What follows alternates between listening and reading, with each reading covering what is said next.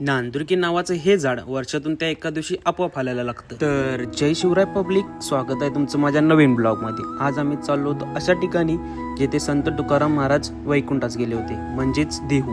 हे आहे संत तुकाराम महाराजांचे मंदिर आणि ह्याच मंदिरासमोर आहे ते नांदुरकी नावाचे झाड.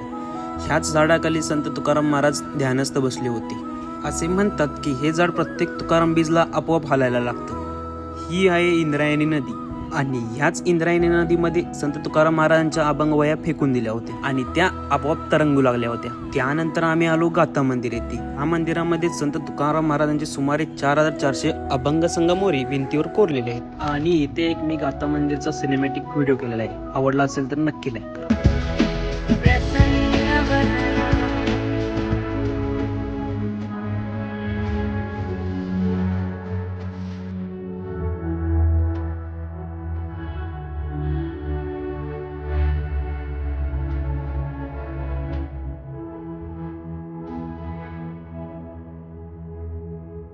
तर पब्लिक, कसा वाटला माझा ब्लॉग कमेंट करून नक्की सांगा.